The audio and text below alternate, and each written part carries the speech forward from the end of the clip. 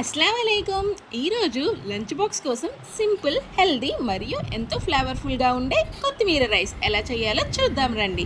ముందుగా మిక్సీ జార్లో ఒక కట్ట కొత్తిమీర, 3 నుంచి 4 పచ్చిమిర్చి, 4 వెల్లుల్లి రెబ్బలు, చిన్న అల్లం ముక్క, అర టీ స్పూన్ జీలకర్ర వేసి మెత్తని పేస్ట్లా గ్రైండ్ చేసుకుందాం.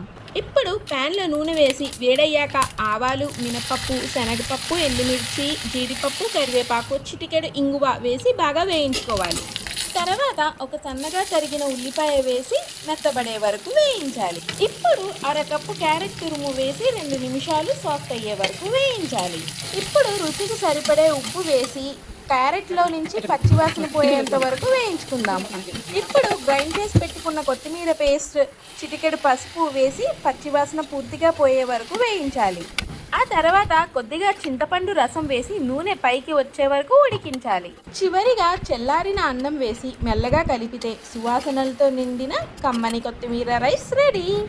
లంచ్ బాక్స్కి ఇది పర్ఫెక్ట్ రెసిపీ. మీరు కూడా తప్పకుండా ట్రై చేసి ఎలా వచ్చిందో కామెంట్స్లో చెప్పండి. ఈ వీడియో మీకు నచ్చితే లైక్ చేయండి. ఇంకా ఇలాంటి రుచికరమైన లంచ్ బాక్స్ రెసిపీస్ కోసం మా ఛానల్ని సబ్స్క్రైబ్ చేసుకోండి. మళ్ళీ ఇంకో వీడియోలో కలుద్దాం. అంటిల్ దెన్ అస్సలాము అలైకుం.